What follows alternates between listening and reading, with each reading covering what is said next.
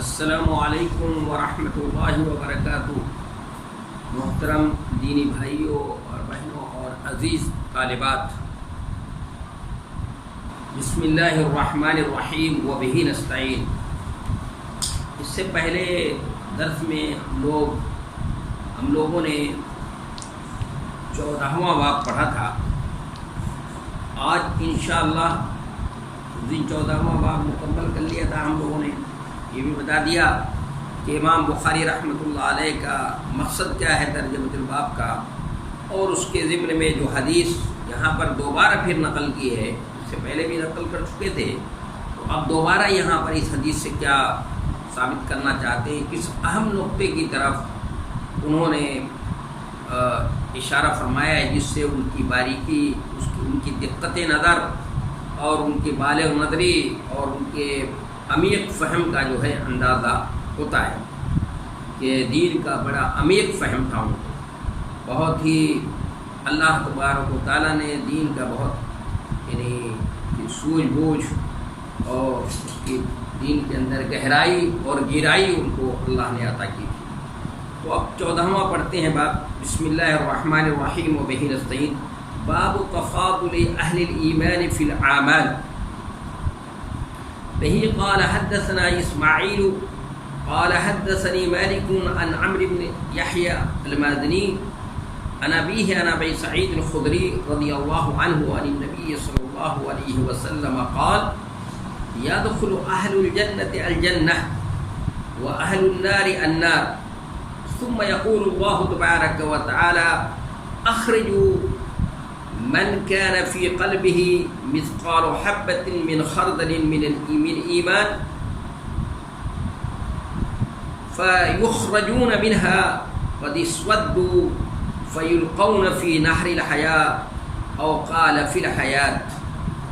أو قال في نهر الحياة شك مالك فينبتون كما تنبت الحبة في جانب السيل ألم تر أنها تخرج صفراء ملتوية قال وهيب حدثنا عمرو الحياة وقال خردل من خير وبه قال حدثنا محمد بن عبيد الله قال حدثنا إبراهيم بن سعد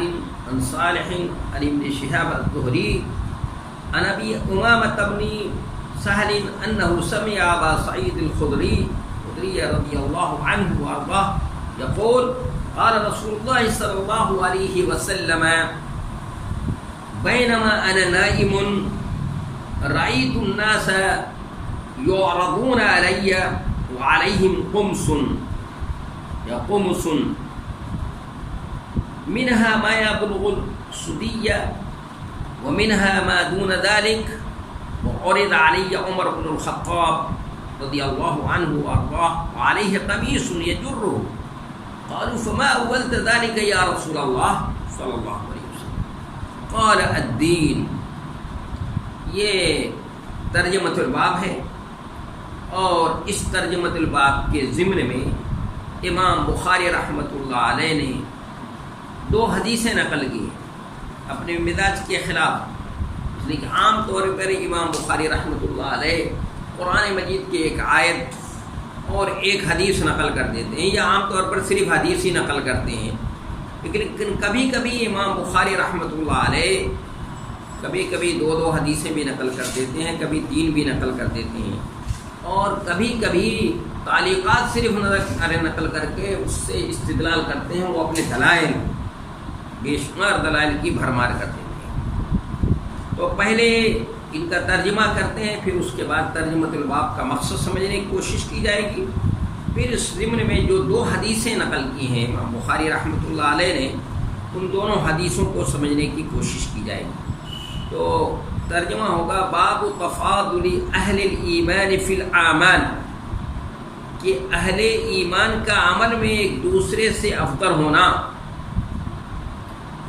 یا فی الاعمال کو فی کے معنی میں، فی ظرفیہ کے معنی میں نہیں بلکہ سبب کے معنی میں لیں تو آپ ترجمہ ہوگا کہ اہل ایمان کا عمل کی وجہ سے ایک دوسرے سے افضل ہونا، بہی قال حدثنا اسماعیل، کہا کہ ہم سے بیان کیا، امام بخاری رحمۃ اللہ علیہ فرماتے ہیں کہ ہاں ہم سے حدیث بیان کی اسماعیل ابن ابی ادریس نے، اس نے بیان کی ابراہیم ابن اسماعیل ابن ابی ادریس نے بیان کیا، ابو اویس نے، ابراہیم ابن ابی اویس نے بیان کی۔ قال حدثني مالك عن عمرو بن يحيى المازني عن أبيه عن أبي سعيد الخدري رضي الله عنه عن النبي صلى الله عليه وسلم قال، انہوں نے کہا مجھ سے حدیث بیان کی امام مالک رحمۃ اللہ علیہ نے، جو امام دار الحجرہ ہیں، انہوں نے بیان کی، انہوں نے عمرو بن یحییٰ مازنی سے، انہوں نے اپنے والد محترم سے، انہوں نے ابو سعید خدری رضی اللہ تعالیٰ عنہ سے، انہوں نے ابو سعید خدری رضی اللہ، انہوں نے نبی صلی اللہ علیہ وسلم سے آپ نے فرمایا، کیا فرمایا؟ یدخل اہل الجنۃ الجنہ واہل النار النار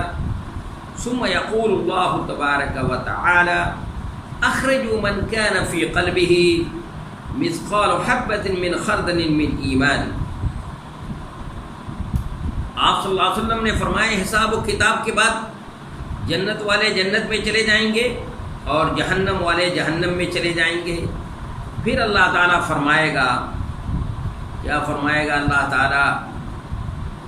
یقول اللہ تبارک و تعالیٰ، اللہ تبارک و تعالیٰ یہ فرمائے گا جس کے دل میں رائی کے دانے کے برابر ایمان ہو اس کو جہنم سے نکال دو۔ انبیاء اکرام سے اللہ تعالیٰ کہے گا، لوگوں سے کہے گا کہ جس کے دل میں رائی کے دانے کے برابر بھی ایمان ہو اس کو جہنم سے نکال دو۔ فَيُخْرَجُونَ مِنْهَا، تو لوگ اس سے نکالے جائیں گے۔ قَدْ اسْوَدُّوا فَيُلْقَوْنَ فِي نَهْرِ الْحَيَاةِ أَوْ قَالَ فِي نَهْرِ الْحَيَاةِ، حالانکہ وہ جل کر کالے ہو گئے ہوں گے، حالانکہ وہ جل کر اس میں کیا ہو گئے؟ کالے ہو گئے۔ پھر وہ لوگ بارش یا زندگی کی ندی میں ڈالے جائیں گے۔ راوی کو شک ہے، امام مالک کو شک ہے کہ آپ نے فی نہر الحیاء فرمایا تھا اور فی نہر الحیات فرمایا تھا، اور اگر صحیح معنوں میں دیکھا جائے تو دونوں کا مفہوم ایک ہی ہوگا، ابھی میں بتاؤں گا، اس کی وضاحت کروں گا۔ شک مالکن، امام مالک کو شک ہے، اس لیے قالا پڑھا میں نے، فَيَنْبُتُونَ كَمَا تَنْبُتُ الْحَبَّةُ فِي جَانِبِ السَّيْلِ، یہاں شک امام مالک کی جانب سے ہے، تو وہ اس طرح اگیں گے جیسے دانہ پانی کے بہاؤ کے کنارے اگتا ہے، وہ اس طرح اگیں گے جیسے دانہ پانی کے بہاؤ کے کنارے اگتا ہے، اس میں ہریالی ہوتی ہے، تھوڑا پیلا پن ہوتا ہے اس میں، پھر اس کے بعد کیا ہوتا ہے؟ الم تر انها تخرج صفراء ملتبیہ، کیا تم نے نہیں دیکھا کہ وہ زرد ٹیڑھا میڑھا اگتا ہے، زرد ٹیڑھا میڑھا اگتا ہے، اسی طرح سے وہ وہیب نے کہا ہم سے عمرو نے یہ حدیث بیان کی تو اس میں الحیات فرمایا، یعنی فی نہر الحیات بغیر شک کے، اور من ایمان کی جگہ پر من خیرین فرمایا، جس میں ہے نا کہ من کان اخرجوا من کان فی قلبہ مثقال حبۃ من خردل من ایمان ہے، تو وہیب کہتے ہیں کہ ہم سے عمرو نے بیان کیا ہے تو اس میں شک کے بغیر بیان کیا، یعنی حیات کا نہیں لفظ ہے بلکہ حیا ہے، حیات، ارے حیا کا لفظ نہیں بلکہ حیات ہے، اور خردل من ایمان نہیں ہے، اس میں خیرین ہے، یعنی خیر کہا ہے، ایمان کی جگہ پر خیر کہا۔ دوسری حدیث تو اس میں امام بخاری رحمۃ اللہ علیہ نے فرمایا کہ بہی قال حدثنا محمد بن عبید اللہ، امام بخاری کہتے ہیں کہ ہم سے بیان کیا محمد بن عبید اللہ نے، قال حدثنا ابراہیم بن سعد عن صالح عن ابن شہاب عن ابی امامہ بن سہل انہ سمع ابا سعید الخدری رضی اللہ عنہ یقول، انہوں نے کہا ہم سے بیان کیا ابراہیم ابن سعد نے، انہوں نے صالح ابن کیسان سے، انہوں نے ابن شہاب زہری سے، انہوں نے ابو امامہ ابن سہل ابن حنیف سے، انہوں نے ابی سعید خدری رضی اللہ تعالی عنہ سے سنا، وہ کہہ رہے تھے، کیا کہہ رہے تھے کہ یقولو، کہہ رہے تھے قال رسول اللہ صلی اللہ علیہ وسلم، کہ رسول اللہ صلی اللہ علیہ وسلم نے ارشاد فرمایا، بینما انا نائم رأیت الناس یعرضون علی وعلیہم قمص وعلیہم قمص منها ما يبلغ السدية ومنها ما دون ذلك، وعرض علي عمر بن الخطاب وعليه قميص يجره، قالوا فما أولت ذلك يا رسول الله صلى الله عليه وسلم؟ قال الدين، کہ رسول اللہ صلی اللہ علیہ وسلم نے فرمایا، کیا فرمایا کہ ایک مرتبہ میں سو رہا تھا، بینما انا نائم، ایک مرتبہ میں سو رہا تھا، میں نے خواب میں دیکھا کہ میں نے خواب میں لوگوں کو دیکھا کہ وہ میرے سامنے لائے جا رہے ہیں، صحابہ کرام میرے سامنے لائے جا رہے ہیں، اور وہ قمیص پہنے ہوئے ہیں، کسی کی قمیص چھاتی تک پہنچی تھی، صدی، یہ صدی کی جمع ہے، سدی استعمال کیا ہے، جمع میں آپ سا کو سدی ضمے کے ساتھ بھی پڑھ سکتے ہیں، کسرے دونوں سے پڑھ سکتے ہیں، اور دال جو ہے سدی اور صدی دونوں طرح سے، ارے صدی پڑھنا بھی یاد ہے، یہ صدی ان کی جمع ہے، اور اس لفظ مذکر اور مؤنث دونوں میں استعمال ہوتا ہے، لیکن اکثر مذکر استعمال ہوتا ہے، پھر مرد عورت دونوں کی اس کے لیے استعمال ہوتا ہے، دونوں کی چھاتی کے لیے استعمال ہوتا ہے۔ آپ مستند جو لغات ہیں اس میں دیکھنا چاہیں تو دیکھ سکتے ہیں۔ تو کیا فرمایا آپ صلی اللہ علیہ وسلم نے، یہ سامنے لائے جا رہے تھے اور وہ قمیص پہنے ہوئے تھے، کسی کی قمیص چھاتی تک پہنچتی ہے اور کسی کی اس سے نیچے، وَمِنْهَا مَا دُونَ ذَلِكَ، اور کسی کی اس سے نیچے۔ پھر میرے سامنے عمر ابن خطاب لائے گئے، ان کی قمیص اتنی لمبی تھی کہ زمین پر گھسیٹ رہے تھے۔ لوگوں نے کہا اللہ کے رسول آپ نے اس کی کیا تعبیر فرمائی، آپ کے نزدیک اس کی کیا تعبیر ہے؟ تو آپ نے فرمایا دین، نبی صلی اللہ علیہ وسلم نے فرمایا کہ دین، میں نے اس کی تعبیر دین سے۔ تو دیکھیے یہاں پر امام بخاری رحمۃ اللہ علیہ نے ترجمۃ الباب قائم کیا ہے، اور اس ترجمۃ الباب کے ضمن میں حدیثیں نقل کی ہیں۔ تو باب ہے باب تفاضل اہل الایمان فی الاعمال، یہ اہل ایمان کا عمل میں یا اہل ایمان کا عمل کی وجہ سے ایک دوسرے کا سے افضل ہونا۔ تو اس ترجمۃ الباب کا سیدھا سادہ مطلب یہ ہے کہ یہاں پر امام بخاری رحمۃ اللہ علیہ مرجئہ کی اور معتزلہ کی تردید کرنا چاہتے ہیں۔ مقصد ان کا کیا ہے؟ مرجئہ کی تردید کرنا ہے۔ مرجئہ کہتے ہیں ایمان لانے کے بعد کوئی بھی معصیت ایمان کو متاثر نہیں کرتی ہے، تو یہ کہتے ہیں ایمان لے آیا کوئی شخص، اس کے بعد کوئی بھی معصیت کرے ایمان متاثر نہیں ہوگا، کوئی نیک عمل کرے تو اس سے اس کے ایمان میں اضافہ نہیں ہوتا۔ حدیث سے اس کی تردید ہو رہی ہے، اس لیے کہ معصیت کے اعتبار سے اگر ایمان میں کمی زیادتی نہ مانی جائے تو پھر حبۃ خردل من ایمان کہنے کا فائدہ ہی کیا ہے؟ یہاں پر جو اب تفاضل پھر کیسے ہوگا؟ معصیت کی وجہ سے اگر فرق نہ ہو، کمی زیادتی نہ ہوتی تو پھر تفاضل بھی کیسے ہوگا؟ تو اور یہ بھی بتا رہے ہیں کہ اعمال کے ذریعے سے تفاضل ہوتا ہے، نیک عمل کرے گا تو ایمان اس کا طاقتور ہوگا، اگر برا عمل کرتا ہے تو اس کے ایمان میں کیا ہوگی؟ کمی زیادتی آئے گی۔ تو فی کو ظرف کے معنی میں لے سکتے ہیں یہاں پر، یعنی باب تفاضل اہل ایمان فی الاعمال کے اندر فی کو ظرف کے معنی میں لیں اور فی کو سببیہ بھی، جیسے کہ آتا ہے حدیث میں کہ ایک عورت عذبت فی ہرۃ، ایک عورت کو بلی کے معاملے میں اس کو عذاب دیا گیا، تکلیف دی گئی، تو وہاں پر فی ظرف کے معنی میں بھی لے سکتے ہیں اور فی کو سببیہ بھی مانا جا سکتا ہے، سبب کے معنی میں کہ ایک بلی کی وجہ سے اس کو سزا دی گئی، اس بلی کو اس کے اوپر مسلط کر دیا گیا، یعنی نیک خاتون تھی اور صالح تھی، نماز روزے کی پابند تھی، لیکن اس نے بلی کو باندھے رکھا اور اس کو کھانے کو نہیں دیا اور اس طرح بلی کو مار ڈالا، تو کل قیامت کے دن اس کو سزا دی جائے گی اور اس کی وہی بلی اس کے اوپر کیا ہے؟ مسلط کر دی جائے گی۔ تو وہاں پر فی جو ہے وہ ظرف کے معنی میں بھی ہو سکتا ہے اور کس کے معنی میں، اس کے معنی میں بھی ہے، سببیہ کے معنی میں بھی ہو سکتا ہے۔ تو یہاں پر اس مقصد کا، اس ترجمۃ الباب کا مقصد جو ہے امام بخاری رحمۃ اللہ علیہ کا سیدھا سادہ ایک مرجئہ یہ تردید کرنا چاہتے ہیں جو یہ کہتے ہیں کہ ایمان لانے کے بعد معصیت ایمان متاثر نہیں ہوتا ہے، یا ایمان لانے کے بعد کوئی نیک عمل کرتا ہے تو اس کے ایمان میں اضافہ نہیں ہوتا۔ تو اگر ایسی بات ہے تو یہاں پر تو یہ ترجمۃ الباب قائم کر کے کہ اعمال ہی کی وجہ سے ایمان میں کے درجات بلند ہوتے ہیں، اور یہ اچھے عمل نہیں کرے گا، برا کرے گا تو اس کے اعمال وہ درجات کیا ہو جاتے ہیں، کم ہو جاتے ہیں۔ اور معتزلہ کی بھی تردید ہے اس میں، اور خوارج کی بھی تردید ہے۔ خوارج یہ کہتے ہیں کہ ایمان لانے کے بعد اگر گناہ کبیرہ کا ارتکاب کر لے گا تو ایمان کے دائرے سے، اسلام کے دائرے سے نکل جاتا ہے اور مخلد فی النار ہوتا ہے۔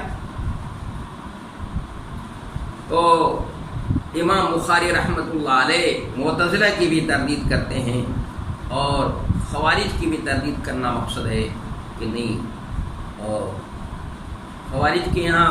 کافر ہو جاتا ہے، معتزلہ کے یہاں منزلۃ بین المنزلتین ہوتا ہے، لیکن مخلد فی النار ان کے یہاں بھی ہوتا ہے۔ تو امام بخاری رحمۃ اللہ علیہ ترجمۃ الباب قائم کر کے کہتے ہیں کہ نہیں، مرتکب کبیرہ مخلد فی النار نہیں ہوگا، ہمیشہ نہیں ہوگا۔ اگر ہمیشہ ہم رہتا تو پھر حدیث سے ثابت ہوتا ہے کہ عذاب دے کر کے نکال لیا جائے گا۔ ابھی حدیث نقل کریں گے جیسا کہ ابھی پڑھوں گا، تو اس حدیث سے مرجئہ و معتزلہ یعنی ترجمۃ الباب قائم کر کے پھر اس کے ضمن میں جو حدیث لائیں گے اس سے مرجئہ اور معتزلہ کے عقیدے کی تردید کرنا مقصد ہے۔ تو گویا امام بخاری رحمۃ اللہ علیہ کا مقصد یہاں پر کیا ہے، مرجئہ اور معتزلہ کی تردید ہے۔ تو اس میں جو حدیث نقل کی ہے امام بخاری رحمۃ اللہ علیہ نے، دیکھیے کہ کل قیامت کے دن میدان حشر میں جب حساب کتاب ہو جائے گا، اللہ کے رسول صلی اللہ علیہ وسلم کی حدیث نقل کی ہے جو ابو سعید خدری رضی اللہ تعالیٰ عنہ اس کے راوی ہیں، کہ کل قیامت کے دن میدان حشر کے اندر جب کہ حساب کتاب ہو جائے گا، جنتیوں کو جنت میں داخل کر دیا جائے گا، جو جہنم کے مستحق ہوں گے ان کو جہنم میں داخل کر دیا جائے گا۔ اور آپ کو معلوم ہے، نہیں معلوم ہے تو معلوم ہونا چاہیے کہ علماء حق نے قرآن اور حدیث کو سامنے رکھ کر کے کل قیامت کے دن دخول جنت اور کے سلسلے میں ایک اصول اور ضابطہ بنایا ہے۔ ان کے یہاں ایک ضابطہ ہے، کتاب و سنت کو سامنے رکھ کر علماء حق نے ایک ضابطہ بنایا کہ کل قیامت کے دن جس کی کتاب یعنی انبیاء اور صلحاء اور صدیقین اللہ تبارک و تعالیٰ، یا جس کی کتابیں زندگی میں صرف نیکیاں ہوں گی، اس کو براہ راست اللہ تبارک و تعالیٰ جو ہے جنت کے اندر داخل کر دے گا۔ ان کے بارے میں یہ انہوں نے حدیثوں کو سامنے رکھ کر کے اور قرآن مجید کی آیات کو سامنے رکھ کر کے انہوں نے یہ اصول اور ضابطے کی بات بتائی۔ اور پھر دوسرا ضابطہ یہ بتایا کہ اگر کسی کی کتاب زندگی میں نیکیاں اور معصیت بھی ہے تو پھر اس کا معاملہ اللہ کی مشیت کے اوپر ہوگا۔ اللہ تعالیٰ چاہے گا تو اس کو پہلے والے زمرے کی طرح سے اس کو معاف کر دے، اس لیے کہ کسی کو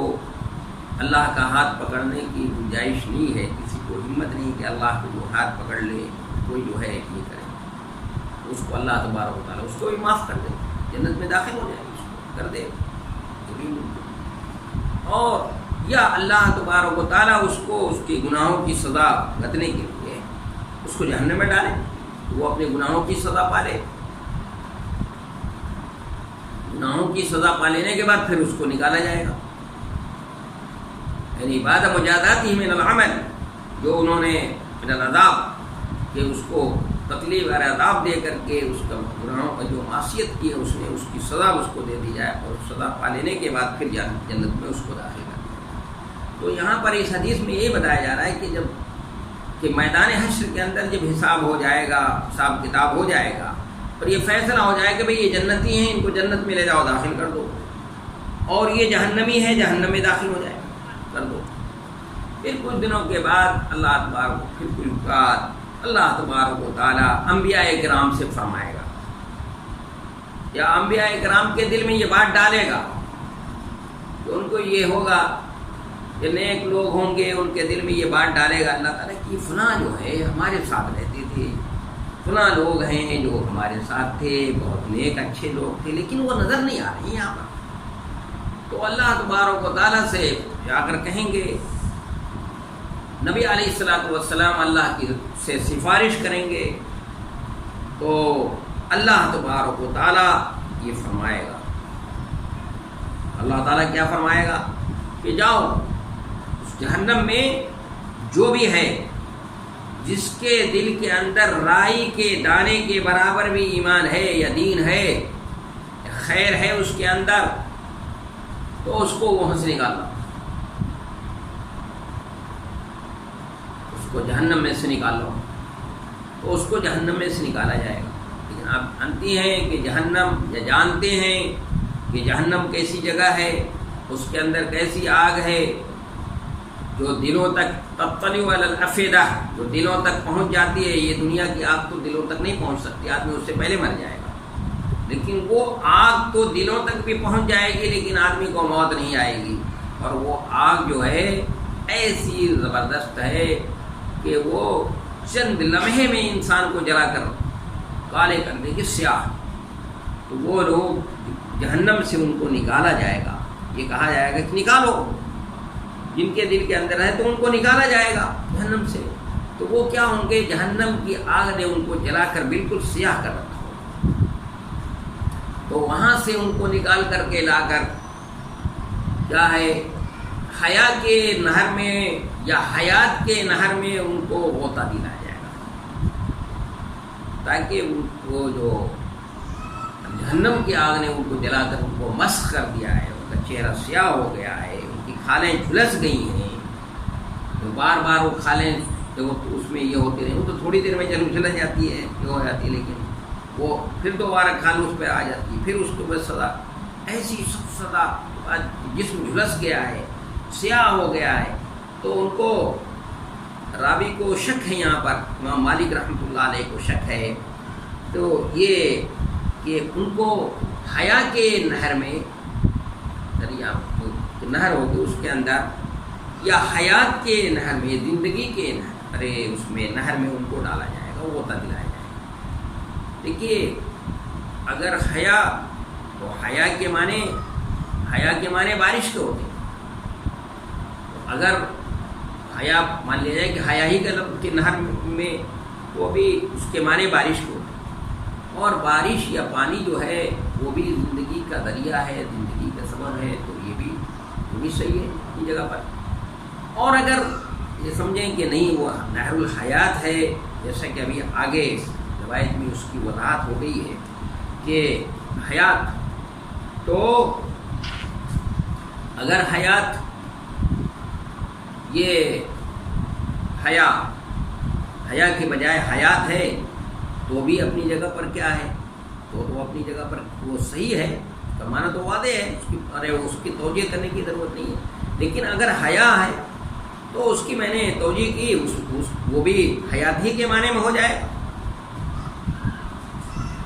اور یہ حیات ہی ہے جیسا کہ وہ ہے کہ روایت میں پیش کر کے انہوں نے کر دیا ہے، شک کو دور کر دیا ہے، بتا دیا ہے کہ راوی کو جو شک ہے اس میں بغیر شک کے انہوں نے بیان کیا ہے۔ تو اگر حیا بارش کے معنی میں ہم لے تو مطلب یہ ہوا کہ بارش کی نہر، بارش سے بھی زمین اور پودوں کو زندگی حاصل ہوتی ہے، اسی طرح جہنم سے نکال کر جب اس نہر میں ڈالیں گے تو ان کو بھی زندگی حاصل ہو جائے گی۔ اس اعتبار سے نہر الحیا یا نہر الحیات دونوں روایتوں میں موافقت ہو جائے گی۔ لیکن کچھ لوگوں نے اس کو حیا بالمد بھی پڑھایا، اس کے معنی جس کے معنی خجل اور شرمندگی کے ہوتے ہیں، لیکن یہاں پر یہ معنی لینا جو ہے کسی طرح سے بھی صحیح نہیں ہے۔ تو ان کو وہاں ڈالا جائے گا، اس نہر کے اندر ان کو ڈالا جائے گا۔ اللہ تبارک و تعالیٰ کہے گا نکال لو، ان کو جہنم سے نکالا ہے، جس کے دل میں بھی رائی کے دانے کے برابر ایمان ہو اس کو نکالو، تو نکالے جائیں گے۔ ارے اس وقت تو وہ اس کو جہنم سے نکال لو تو لوگ اس سے نکالے جائیں گے، حالانکہ وہ جل کر کے کالے ہو گئے ہوں گے، پھر وہ لوگ بارش یا زندگی کے نہر میں ڈالے جائیں گے۔ تو یہاں پر امام مالک کو شک تھا، تو میں نے بتایا کہ وہ شک جو ہے امام مالک کو وہیب کی روایت میں حدثنا عمرو، امام بخاری رحمۃ اللہ علیہ نے اس کو پیش کر دیا کہ یہ صحیح بات یہ ہے کہ نہر الحیات ہی ہے، نہر حیا نہیں۔ اور حبت خردل من خیر، ایمان اس میں دوسری روایت میں، پہلی روایت میں ہے تو دوسری میں خیر کا لفظ ہے۔ اور ایمان سے مراد یہاں پر کیا ہے؟ دین مراد ہے کہ جس کے اندر دین رائی کے برابر بھی دین ہو، جس کے اندر رائی کے دانے کے برابر بھی خیر ہو، اس کو نکال لو تو نکالا جائے گا، تو وہ سیاہ ہوں گے، تو ان کو حیات کے زندگی کے نہر میں ڈالا جائے گا۔ تو کیا ہوگا اس سے؟ فَيَنْبُتُونَ كَمَا تَنْبُتُ الْحَبَّةُ فِي جَانِبِ السَّيْلِ، کہ اس طرح اگیں گے جیسے دانہ پانی کے بہاؤ کے کنارے اگتا ہے۔ دانہ ہے اس پہ پانی کے بہاؤ پہ اگر رکھا گیا ہے تو ذرا بھی زمین اس پہ ملتی ہے، اس کو زمین سے طاقت ملی تو اگ جاتا ہے۔ تم نے دیکھا نہیں کہ وہ زرد ٹیڑھا میڑھا جو ہے وہ اگتا ہے، لیکن پھر تھوڑی سی مٹی مل جاتی ہے تو پھر وہ ہرا ہو جاتا ہے۔ اس طرح سے ان کا جو سیاہ جسم تھا، جب کھانے گھلس گئی تھیں اور بدلتے چہرہ سیاہ ہو چکا تھا، ان کو نہر حیا میں ڈبکی دی جائے گی، حیات کے اندر ڈبکی جائے گی، تو اس سے ان کی کھالیں جو ہیں وہ نکل آئیں گی دوبارہ، اور دوبارہ ان کا جسم جو ہے صحیح اور سالم ہو جائے گا، پھر ان کو ریل کرا جائے گا۔ تو اس میں جہنم سے نکالا جائے گا تو لوگوں کو مرتبے کے اعتبار سے، جو لوگ جن کے مطلب کچھ لوگوں کو پہلے نکالا جائے گا، کچھ لوگوں کو پھر بعد میں نکالا جائے گا، پھر کچھ اس کے بعد ہوں گے، اور پھر بھی اللہ تعالیٰ کہے گا انبیاء کرام سے کہ دیکھ لو بھائی اور کچھ ہو تو نکال لو، تو کہیں گے بس اللہ ہم نے دیکھ لیا، اب کو نہیں ہے۔ اب تو جہنم کے اندر سب وہی لوگ ہیں جن کے اندر ایمان ذرہ برابر بھی نہیں ہے، تو اللہ تبارک و تعالیٰ کہے گا نہیں، یہ فلاں جو ہے ان کے اندر رائی کے دانے کے برابر بھی ایمان ہے، رائی کے دانے کے برابر بھی جس کے اندر ایمان ہو اس کو بھی نکالو۔ تو وہاں تک انبیاء کرام کی رسائی نہیں ہوگی۔ اس سے یہ اندازہ ہوتا ہے کہ انبیاء کرام کو جیسے ہمارے بھائی کچھ ہیں، ہمارے وہ بھائی ہیں بریلوی بھائی، کہ انبیاء کرام کو اللہ تعالیٰ غیب کا علم دیتا ہے، سارے غیب کا علم ان کو ہوتا ہے۔ تو اگر سارے غیب کا علم ہوتا تو جہنم کے اندر جتنے لوگ بھی ہوتے ہیں ان کے اندر اگر رائی کے دانے کے برابر بھی ایمان ہوتا اور یہ ہوتا تو اس کو کیا کرتے وہ نکال لاتے۔ یہ اللہ تبارک و تعالیٰ سے جب کہہ دیں گے کہ نہیں کوئی ہے ہی نہیں ہے جہنم کے اندر، اب تو جتنے بھی تھے ہم نے ان میں سے ان کو نکال لیا ہے، تو اللہ تعالیٰ کہے گا نہیں، ابھی بھی ایسے لوگ ہیں جن کے دلوں میں رائی کے دانے کے برابر بھی ایمان ہے، ان کو بھی نکالو۔ آخر معلوم دیکھیے درجے کے اعتبار سے پہلے کچھ لوگوں کو نکالا گیا، پھر دوسرے درجے میں نکالا جائے گا، پھر تیسرے، پھر اس کے بعد اللہ تبارک و تعالیٰ ان لوگوں کو بھی نکلوائے گا، خود نکالے گا، کہے گا کہ نہیں فلاں جو ہیں ان کے اندر کیا ہے رائی کے دانے کے برابر بھی جن کے اندر رہ گیا ہے۔ تو وہ کون لوگ ہوں گے؟ تو یہ بعض لوگوں کی رائے یہ ہے کہ وہ اہل فترہ ہیں، یعنی وہ اہل فترہ سے جن کے دلوں کے اندر ایمان کی رمق تھی، توحید اللہ کی وحدانیت کے ماننے والے تھے، ان کی رسالت تھی نہیں اس زمانے میں، رسول نہیں تھا، اس لیے رسالت کی بات تو نہیں تھی، لیکن ایمان کم سے کم ان کے دلوں کے اندر موجود تھا۔ تو اس لیے ان کو وہاں سے کیا ہے نکال کر کے جنت میں نہر حیات میں ڈالنے کے بعد اس کے بعد ان کو جنت میں داخل کر دیا جائے گا۔ تو میں سمجھتا ہوں کہ وقت ہو چکا ہے، آدھا گھنٹہ، کل جو ہے اس کے علاوہ جو بات ہوگی انشاءاللہ کل کے درس میں پورے مکمل اس کو کریں گے، اور پھر اس حدیث سے ہمیں اور دوسری حدیث کی بھی تشریح ہوگی۔